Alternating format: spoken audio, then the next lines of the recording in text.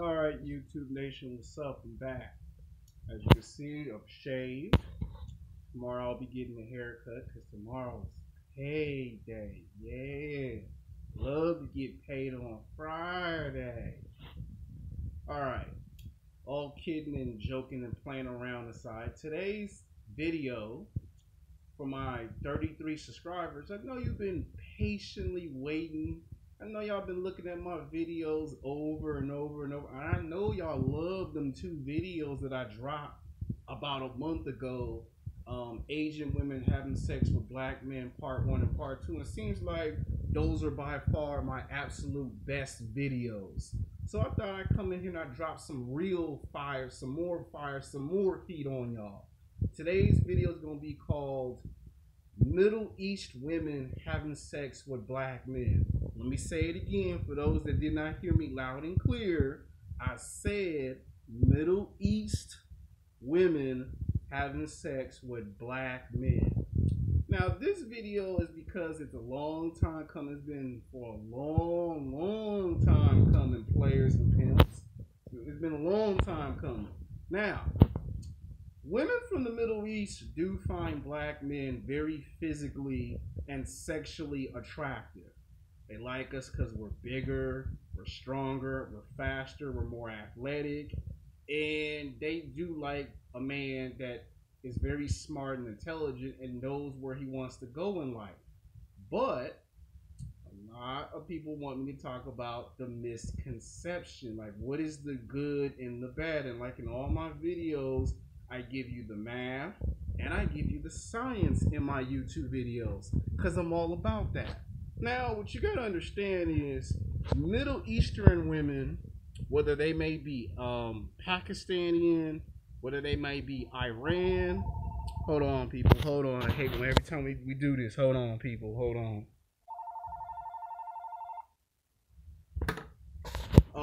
They have a tendency. Hold on, people. These people love to call when I'm doing a video.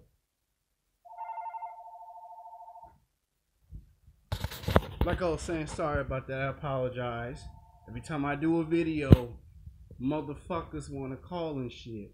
Pretty soon I'm gonna start answering the phone calls and I'm gonna start cussing them the fuck out and tell them stop calling. Not when I'm filming. It's rude and disrespectful. If you don't call on Steven Spielberg's time, don't call on my time. Like I was saying, there is a misconception when it comes to that. Now, my friend Zach Deloney here on YouTube came up with a very interesting theory. And that theory is that because social media is so popular, is that it gets the attention of everyone around the globe, not just in all 50 cities and all 50 states of the United States of America, but worldwide. You know, there's people in Russia that do know what basketball is. It's the NBA. They do watch professional football. They watch baseball. They watch hockey. And 9 times out of 10, Zach comes up with this conclusion that they got satellites and everything they see on TV is the same thing you see on TV. So when they come to when they come to America, they can't help to be Americanized and want to what's the word I'm looking for? Imitate what they see in television and film.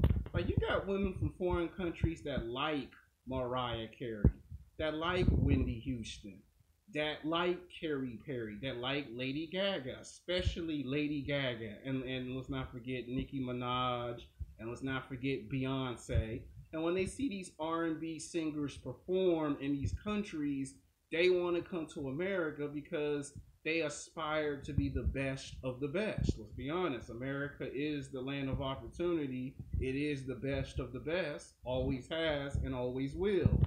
Now we got our problems here in America, but for the most part, we're the best of the best. Like Donald Trump said, I want to make America America, but I'm not trying to talk about politics because I think y'all know me by now. That's not what my channel's about. I'm just trying to explain the math and the science.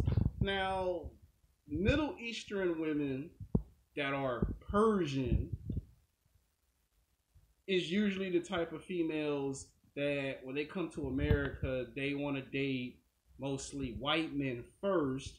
And then if the white man, or should I say, if a white guy is not available, then she gonna go to the next best thing, and that's the black man.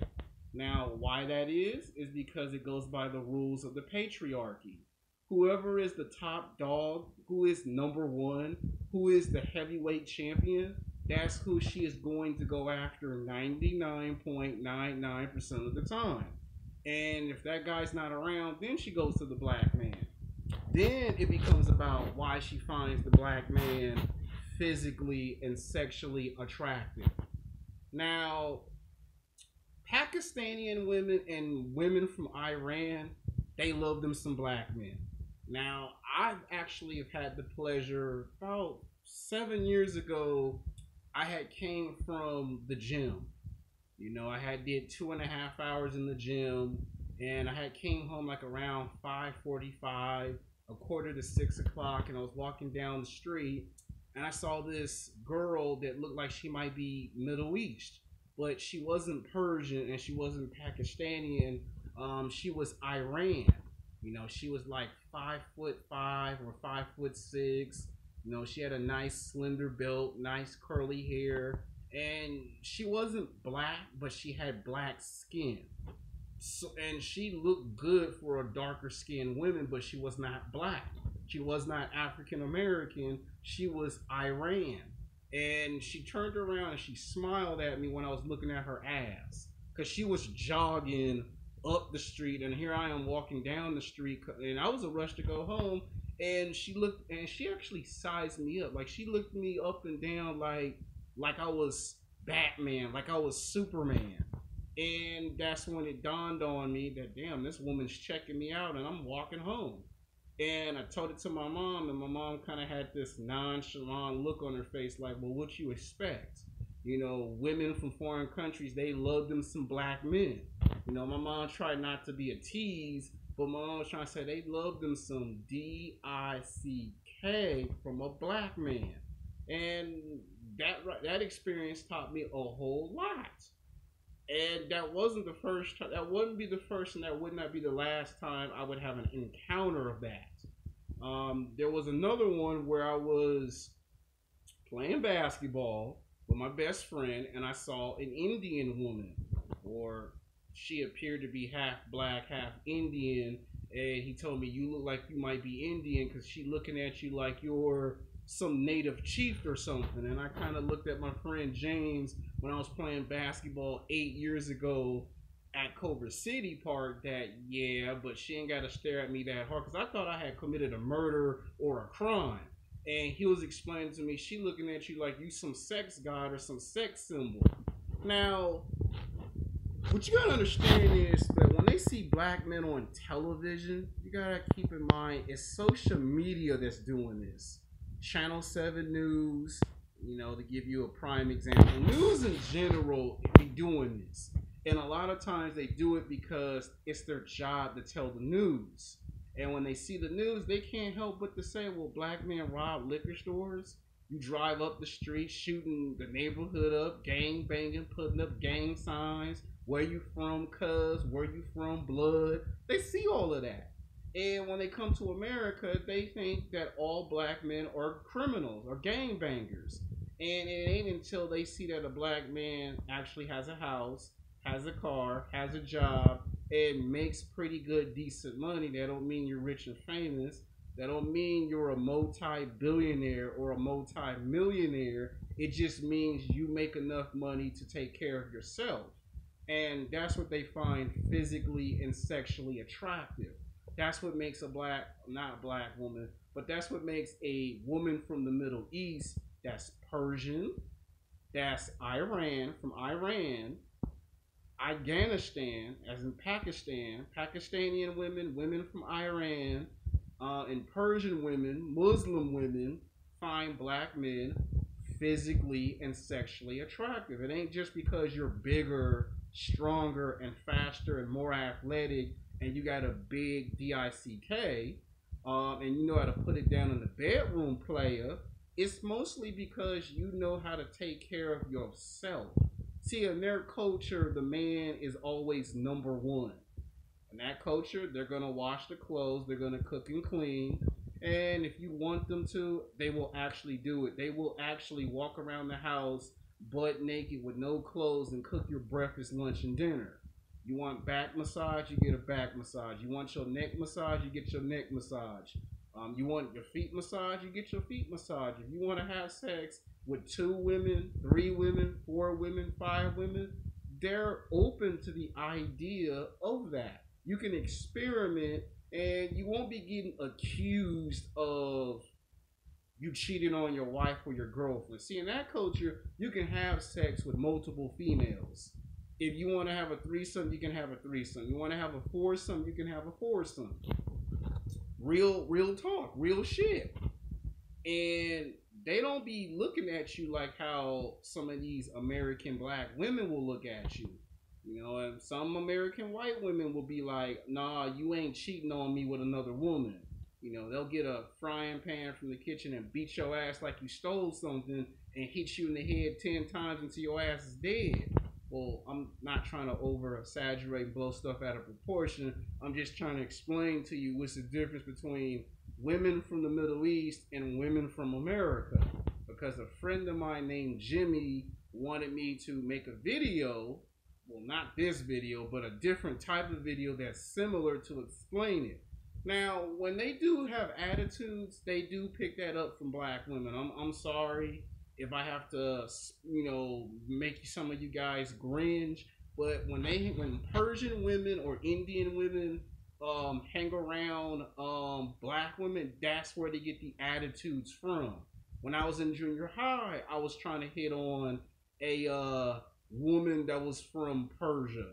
Big titties, big old booty, got killer curves. I mean, this woman was curvy, but she was Middle Eastern.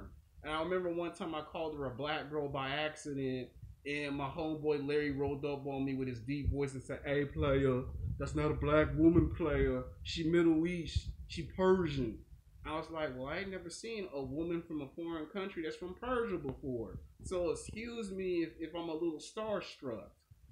So that's why I said this was the second time that it happened. And guess what? The first time I saw it, she did find me physically, sexually attractive. But because she was hanging around this black girl that I got rejected by in junior high, all of a sudden there was the roll in her eyes. There was a snap in her fingers. And you can't look at my big butt and my big titties. You know, I got the FU finger because she was hanging around black women. And when black women wasn't around, then she would say hi to me from a far distance. And my homeboy that was from St. Petersburg, Russia, told me, well, that's going to happen to you because you're a black man. And I said, what do you mean? And he said, well, because on the news, they show pictures of you gang banging as a Crip or as a Blood, and that's all we see back home in our country. You playing basketball and football, selling drugs, and gang banging. And that's shown across the globe worldwide. And then the women see that, and the women think that all of you are just like that. So you got to hear it from another man from another country telling you that social media is the reason why you're at a disadvantage. And I hate to say it, that with social media that we have today, we kind of are at a disadvantage. Because every time we try to show that we're not like what we see in the movies and the television shows, then you get more ostracized for that. So, yeah, Zach Filoni is right when he says they got satellites. You're not stopping the news from getting out to Russia or Paris, France, and thinking you're changing some things. They will get stank attitudes. I would say back in 2016, I was on a bus, and it happened to me again. I saw me a Middle Eastern woman with a big butt, big ass titties, fine as hell, and I offered to let her sit down, and she looked at me like, "Oh no, nigga, I ain't sitting next to your ass." And I was like, "Okay, you fine as hell. Even though you got a stank attitude, you fine as hell."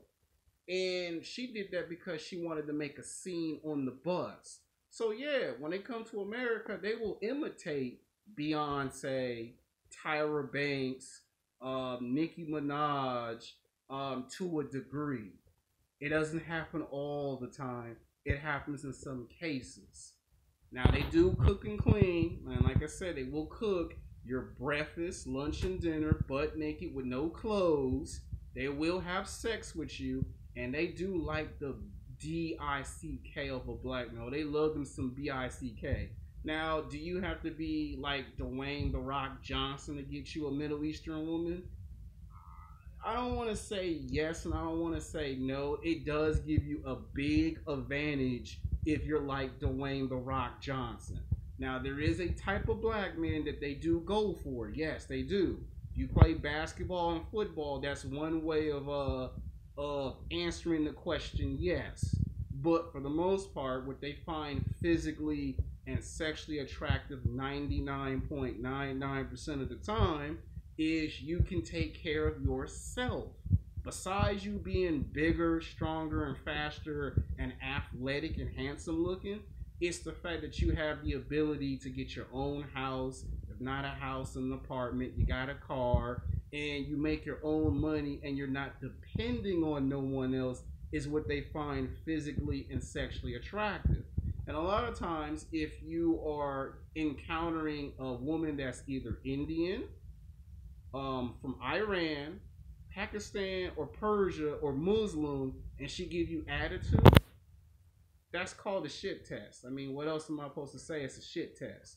She's trying to see if you're a real man or a little boy. And once again, like I say in all my videos, you have to demonstrate that you're a masculine man. If a woman can sense that you're a bitch, then you ain't gonna get no play. What else can I possibly say in this video? You know, she ain't gonna be giving up the panties. She ain't gonna give up the booty. So if you can't demonstrate to her what a real man is, if you're not showing masculine energy, then you can kiss getting some Persian booty or some Indian booty or booty from Pakistan or from Iran. You can kiss that goodbye. Because if you're not showing her what a real man is, she gonna have less respect for you because you can't show her what a real man is. A lot of times when you date women from foreign countries and they test you, it's because they want to see if you're a real man. And if you can't even show a white woman or a black woman or a Latino woman that you're a real man, what do you think's gonna happen when you try to date a woman that's from India or Indonesia or a woman that's from the Middle East? She gonna feel the same exact way as American women feel. I don't have a man, I have a little boy.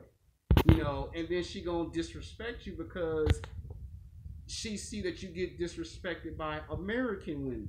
See, when you tell a woman from a foreign country that you have problems with American women, the first thing they're gonna ask you is, why are you having a problem with American women? And if it takes you 30 to 60 seconds to answer that question, she already know right there is all she needs to know, that you don't know how to be a man. Because if you can't be a man with American women, you're not going to be able to be a man with these types of females. Now, yes, they can be hypergamous. So I don't want no one come to my channel saying, you ain't never said that in the video, Alexander. And yes, there is going to be some form of discrimination. The parents and the grandparents are going to ask, do you gangbang? Are you a criminal? And do you sell drugs? They are going to ask those questions. So don't be coming to my channel in the comment section saying, you ain't never told us that in the video. There are rules to the exception. If you graduate from high school and college and you ain't never been to jail in 10 years, they will take that up as an opportunity that you're a good man. Like I said, it's the fact that you can take care of yourself they find physically and sexually attractive. Now, in my next video, I will interview Zach Deloney and we'll talk about, you know, social media and what happens when women become obsessed with social media. So look out for that video. Until next time, peace.